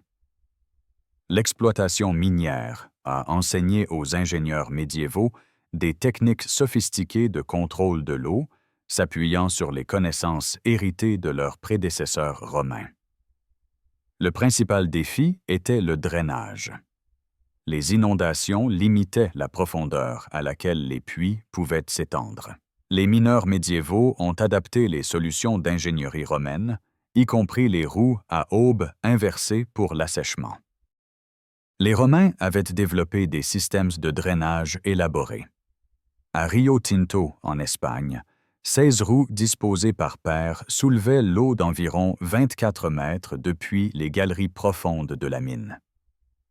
Les mineurs médiévaux ont appliqué des principes similaires de débit d'eau, d'avantages mécaniques et de gravité à leurs propres opérations, et pour garder au sec les chambres de stockage et les refuges souterrains.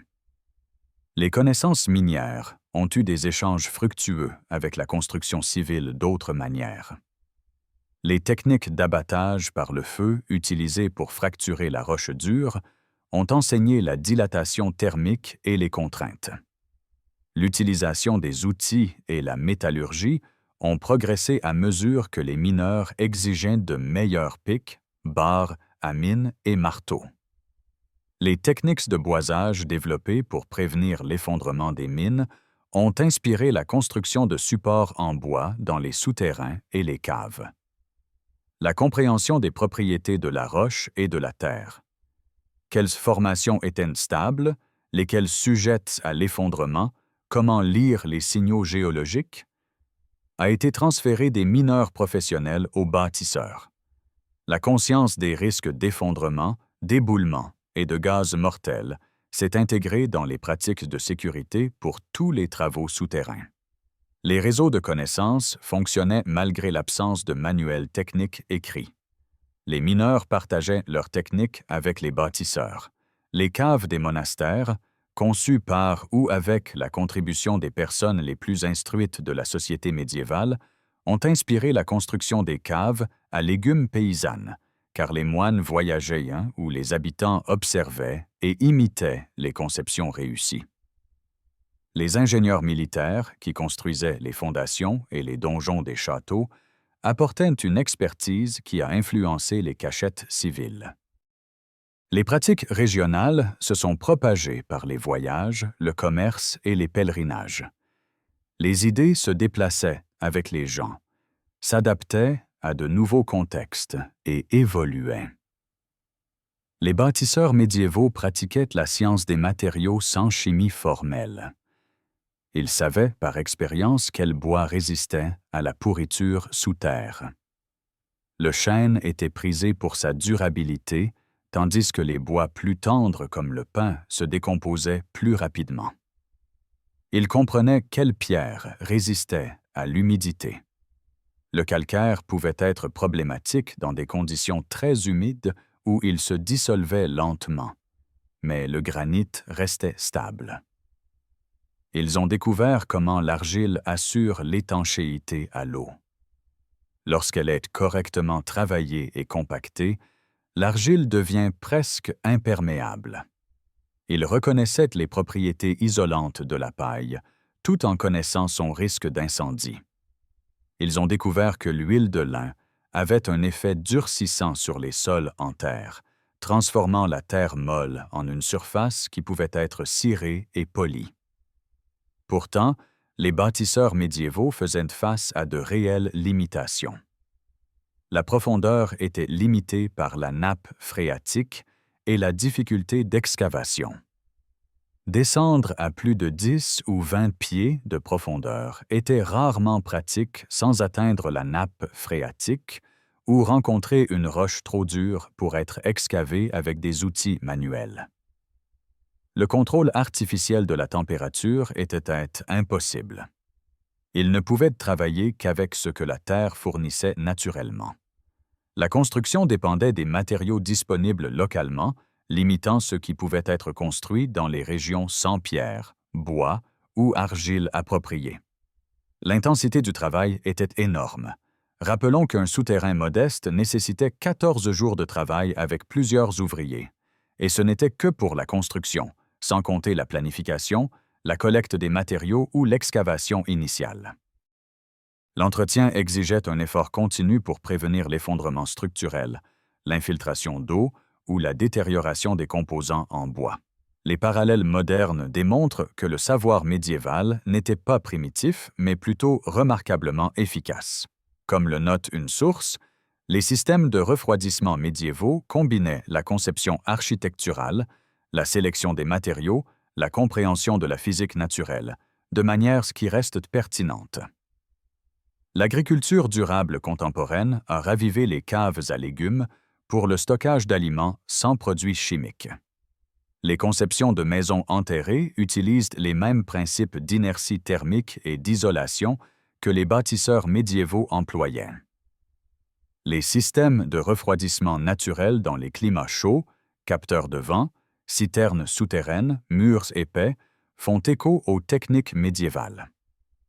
Les ingénieurs modernes qui étudient l'architecture historique ont découvert que dans certains contextes, les méthodes traditionnelles surpassent les systèmes mécaniques énergivores, en particulier lorsqu'elles sont évaluées sur l'ensemble des coûts du cycle de vie et de l'impact environnemental. Ce savoir accumulé, affiné au fil des générations et adapté à d'innombrables conditions locales, représentait une véritable expertise en ingénierie. Mais l'accès à ce savoir et aux ressources pour le mettre en œuvre était loin d'être égal. La classe sociale déterminait si une famille avait la terre pour excaver une cave, la main-d'œuvre pour la construire, les matériaux pour la construire correctement et la récolte excédentaire pour la remplir. Le coût humain de cette inégalité devient crûment visible lorsque nous examinons qui a survécu aux hivers médiévaux et qui n'a pas survécu. Imaginez deux familles vivant le même hiver dans la même région de l'Angleterre médiévale. La saison est rude. Le petit âge glaciaire a fait chuter les températures de 2 degrés Celsius par rapport à ce dont les grands-parents se souviennent. La mer Baltique a complètement gelé et la saison de croissance a été réduite de plusieurs semaines cruciales. Pourtant, ces deux familles, bien que partageant le même paysage et le même temps, auront des expériences radicalement différentes. Une famille sortira intacte au printemps, ayant peut-être perdu un peu de confort, mais étant fondamentalement en sécurité. L'autre pourrait ne pas en sortir du tout. L'hiver noble était une expérience de luxe relatif. Les familles aristocratiques vivaient dans un environnement luxueux, dans de magnifiques châteaux et manoirs qui fonctionnaient comme des résidences et des centres de pouvoir. Plusieurs pièces, chacune avec sa propre cheminée, pouvaient être chauffées sélectivement. La famille se réunissait dans la grande salle pendant la journée, se retirait dans les chambres la nuit, maintenant la chaleur là où elle était nécessaire sans chauffer toute la structure. Sous ces bâtiments, des caves élaborées à plusieurs chambres stockaient des provisions soigneusement conservées. Des caves à vin avec des millésimes vieillissants qui ne seraient pas consommés avant des années. Des salles de stockage de nourriture avec des zones séparées pour différentes exigences de conservation. Peut-être même des glacières, si le domaine était particulièrement prospère. Les environnements à température contrôlée signifiaient que la nourriture restait d'une qualité optimale plutôt que simplement comestible. Les vêtements reflétaient la richesse. Des vêtements doublés de fourrure offraient une isolation supérieure en utilisant des peaux d'animaux coûteux comme le renard, la martre ou l'hermine. Des stocks de nourriture suffisants pour toute la maisonnée noble, famille, serviteurs, gardes, administrateurs, signifiaient que les pénuries étaient des inconvénients temporaires plutôt que des crises potentiellement mortelles. Le sel, les épices et les matériaux de conservation pouvaient être achetés en quantité. Les serviteurs géraient les systèmes de stockage, surveillant les conditions, faisant la rotation des stocks, s'assurant que rien ne se gâtait inutilement. L'expérience aristocratique de l'hiver était moins rude, froide, certes, parfois inconfortable, mais jamais désespérée. L'hiver paysan était une réalité entièrement différente. Les maisons étaient des structures petites, sombres, enfumées, en bois, torchis et chaume, des matériaux qui offraient une certaine protection, mais rien de comparable aux épais murs de pierre des châteaux. Une seule pièce servait à tous les usages. Cuisiner, manger, dormir, travailler, socialiser. Toute la vie de la famille se déroulait dans un espace d'environ 15 à 20 pieds de chaque côté. Un foyer central fournissait chaleur et lumière, la fumée montant pour sortir par un trou dans le toit. Un système inefficace où une grande partie de la chaleur s'échappait immédiatement. Certaines maisons paysannes n'avaient qu'un foyer au milieu de la pièce, la fumée trouvant son chemin comme elle le pouvait. Les sols en terre, recouverts de paille si la famille avait de la chance, offraient une isolation minimale contre le sol gelé en dessous. Une simple cave à légumes, si la famille en possédait une, contenait les légumes et peut-être le fromage qu'ils avaient réussi à conserver.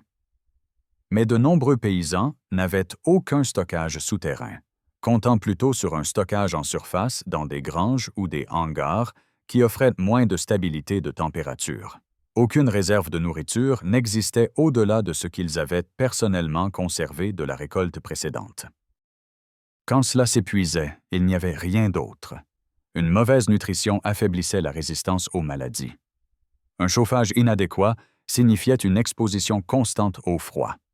L'hiver était une période particulièrement difficile et dangereuse pour les paysans. En France, en Allemagne et en Angleterre, les sources décrivent l'hiver comme une catastrophe annuelle. Le message était brutal.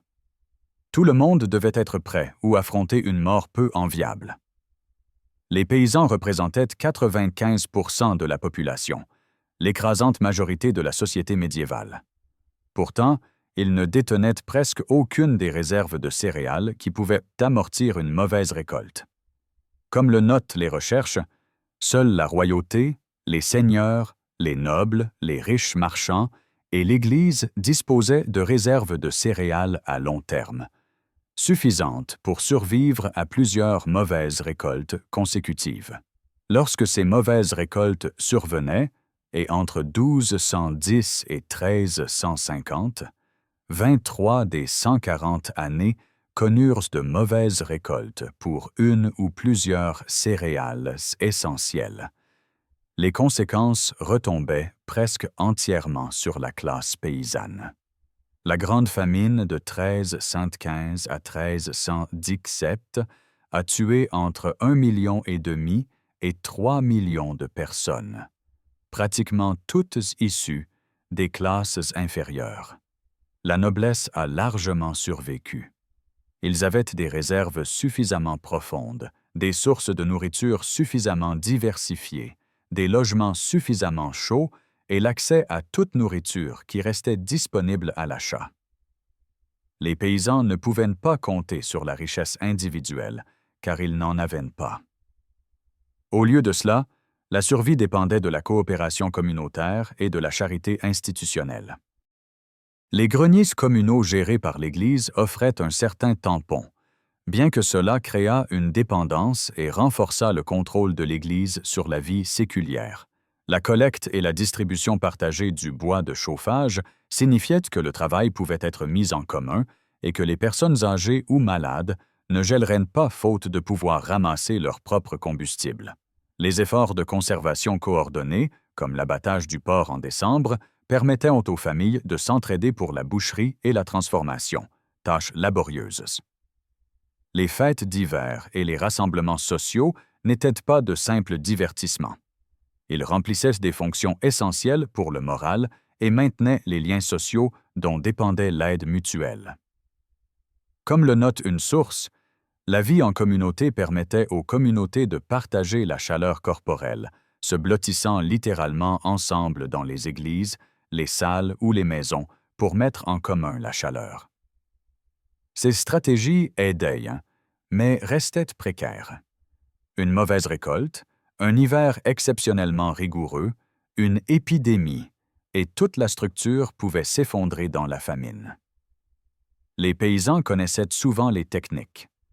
Ils comprenaient les principes de stockage souterrain, les méthodes de conservation, les stratégies d'isolation. La connaissance n'était pas le principal facteur limitant. Les ressources étaient le problème. Une famille pouvait savoir qu'une cave à légumes correctement construite avec des murs en pierre, un drainage adéquat et une profondeur correcte préserverait de manière optimale sa récolte. Mais Elles manquaient de capital pour une construction élaborée, n'avaient pas de main-d'œuvre au-delà des membres de la famille qui travaillaient déjà chaque heure de jour pendant la saison des récoltes, et n'avaient souvent aucun surplus à conserver de toute façon, car la plupart de leur production allait au seigneur sous forme de loyers et de redevances. La connaissance sans les ressources signifiait des perspectives de survie sévèrement limitées. L'inégalité en matière de santé amplifiait ces disparités. Les maux de l'hiver, pneumonie, bronchite, grippe, hypothermie, engelure, affectaient toutes les classes sociales. Les micro-organismes et le froid ne respectent pas les hiérarchies sociales. Mais la vulnérabilité était très inégale. Les paysans vivant dans des maisons mal isolées, entassés de manière à faciliter la transmission des maladies, affaiblis par une malnutrition chronique, n'avaient accès à aucun soin médical au-delà des connaissances locales en herboristerie et de la prière. Les familles nobles employaient des guérisseurs, disposaient d'espaces chauds pour la convalescence, pouvaient se permettre des médicaments importés et des aliments spéciaux pour les malades. La même maladie qui pouvait gêner un enfant noble pendant une semaine pouvait tuer un enfant paysan. Les preuves archéologiques documentent cette inégalité dans les vestiges physiques. Les fouilles de sites paysans révèlent de simples fosses de stockage, des trous dans le sol, peut-être revêtus de pierres si la famille avait accès à un matériau approprié. Les sites nobles et monastiques montrent des chambres voûtées élaborées avec des systèmes de drainage sophistiqués, plusieurs pièces interconnectées, une maçonnerie soignée et des preuves d'une utilisation et d'un entretien à long terme. Même dans la mort, la division persistait. Des cryptes pour les nobles sous le sol des églises, de simples tombes dans les cimetières pour les paysans. Même la meilleure préparation s'avérait parfois insuffisante lorsque les conditions climatiques ou sociales se détérioraient au-delà de certains seuils. Le petit âge glaciaire a poussé les systèmes de survie à leur point de rupture. 23 années de mauvaises récoltes, entre 1210 et 1350, signifiaient que les réserves souterraines, aussi bien construites et remplies soient-elles, finissaient par se vider. La Grande Famine a mis à l'épreuve chaque stratégie, chaque technique, chaque arrangement social. Ceux qui avaient les réserves les plus profondes et les systèmes les plus robustes ont survécu. Ceux qui n'en avaient pas ont péri par millions. Les systèmes souterrains ont aidé. Ils ont manifestement prolongé la conservation des aliments, protégé contre certains stress environnementaux, fourni des refuges pendant la violence. Mais ils ne pouvaient pas surmonter une inégalité structurelle fondamentale. Lorsque les ressources étaient distribuées de telle sorte que 5% de la population contrôlait la grande majorité des surplus, aucune ingénierie, aussi intelligente soit-elle, ne pouvait protéger les 95% des conséquences d'un échec systémique. Les statistiques, 1,5 million à 3 millions de morts lors de la Grande Famine, représentent des tragédies individuelles que nous devrions prendre le temps de reconnaître. Des familles regardant leurs enfants s'affaiblir et maigrir, alors que la nourriture s'épuisait en février, avec encore 2 mois d'hiver à venir. Des personnes âgées mourant de froid dans des masures sombres, trop faibles pour ramasser du bois de chauffage, sans réserve de graisse corporelle pour les soutenir. Des communautés entières décimées, des villages abandonnés, des savoirs et des cultures perdus lorsque les porteurs de cette information mouraient de faim ou de froid. L'ingéniosité que nous avons explorée tout au long de cette exploration, les souterrains, les caves à légumes, les techniques de conservation, est véritablement impressionnante et digne de respect. Mais nous devons aussi reconnaître que ce savoir et cette ingéniosité ne pouvaient pas surmonter l'inégalité structurelle. L'hiver révélait et renforçait la hiérarchie sociale avec une efficacité brutale.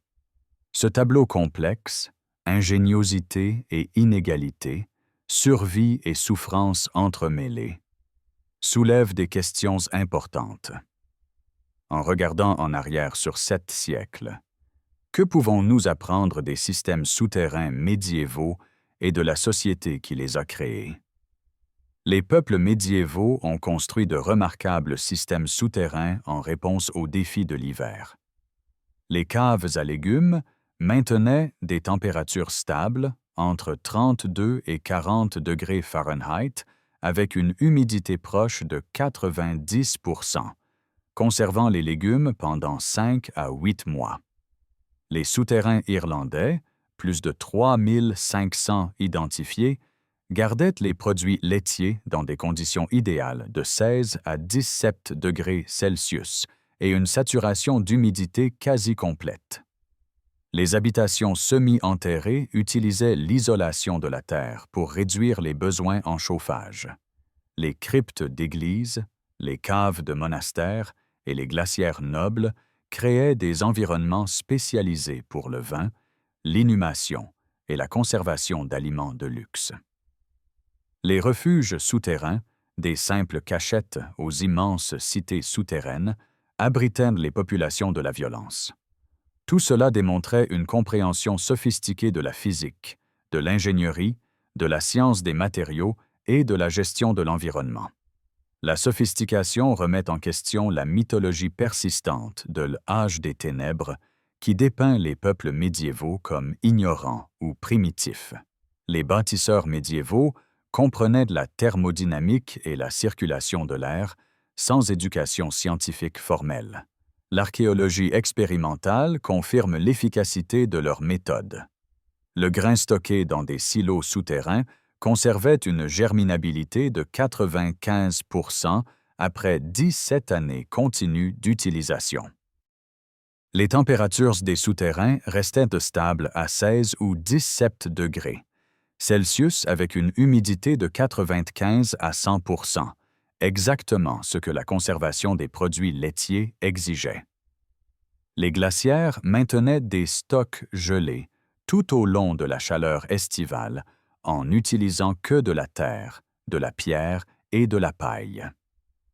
C'était une ingénierie qui correspondait précisément aux besoins avec la technologie disponible, travaillant avec les systèmes naturels plutôt que de tenter de les dominer par la dépense d'énergie.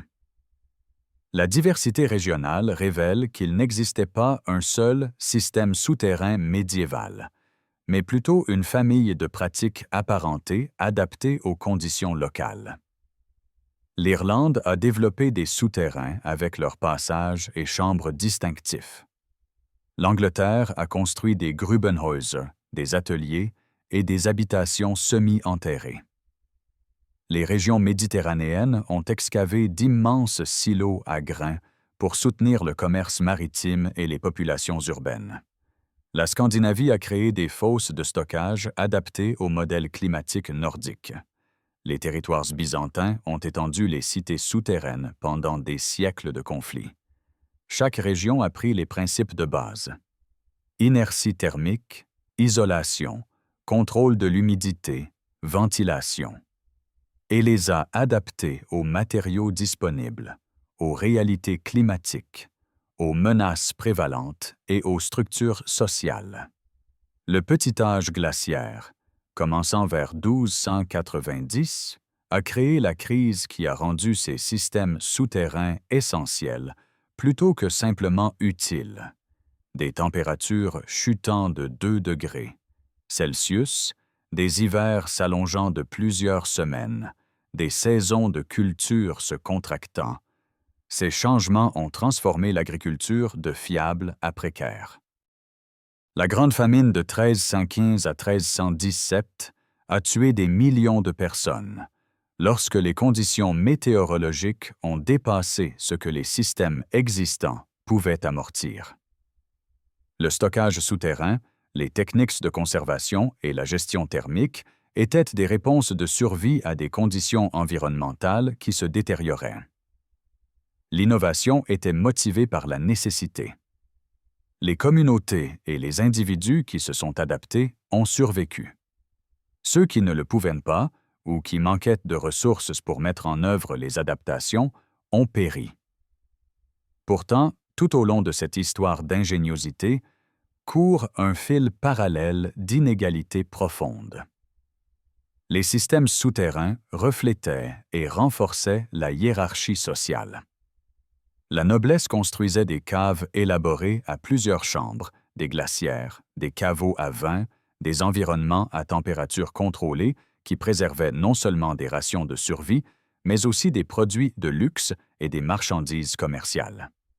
Les paysans, s'ils étaient chanceux, avaient de simples caves à légumes. Beaucoup n'avaient rien au-delà du stockage en surface. Le même savoir existait à travers la société, mais les ressources pour mettre en œuvre ce savoir étaient très inégales. 95% de la population restait vulnérable, tandis que 5% jouissaient d'une sécurité relative. Lorsque les systèmes ont échoué pendant un stress climatique prolongé, les paysans sont morts par millions, tandis que les aristocrates ont survécu. Les vestiges physiques, caves nobles élaborées contre simples fosses paysannes, documentent cette inégalité dans la pierre et la terre. En regardant en arrière de notre perspective moderne, qu'est-ce qui émerge? Le changement climatique a stimulé l'adaptation à l'époque médiévale, tout comme il motive les réponses aujourd'hui. L'inégalité sociale et économique déterminait qui survivait aux crises à l'époque. Et des schémas similaires persistent dans la manière dont les catastrophes climatiques affectent différentes populations maintenant. Les systèmes souterrains qui fonctionnaient avec les propriétés thermiques naturelles sont redécouverts. Maisons enterrées, refroidissement naturel dans l'architecture durable, renouveau des caves à légumes dans les mouvements alimentaires locaux. La réfrigération moderne a coupé la plupart des gens dans les pays développés de l'engagement direct avec la conservation des aliments et la conscience saisonnière.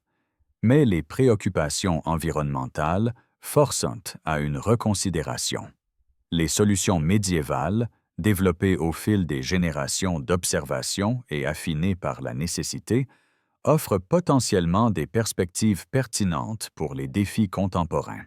Nous avons perdu le lien direct avec les cycles alimentaires saisonniers et la conservation à mesure que la réfrigération est devenue omniprésente. Mais nous avons conservé certaines techniques et les connaissances archéologiques continuent de croître.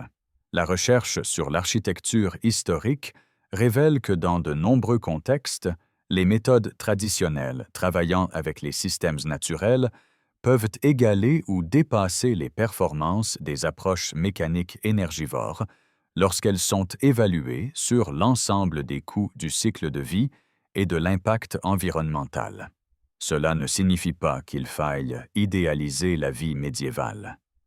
La souffrance était réelle, la mortalité était horrifiante, l'inégalité était oppressive.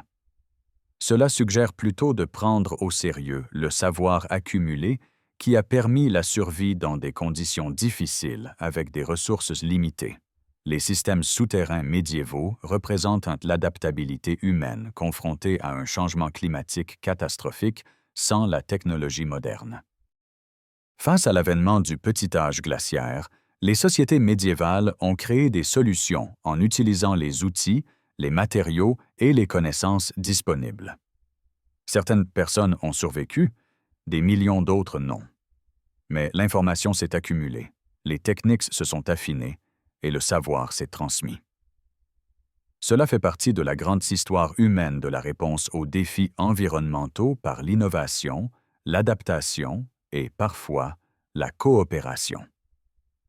Sous nos pieds, des chambres souterraines médiévales existent encore en de nombreux endroits.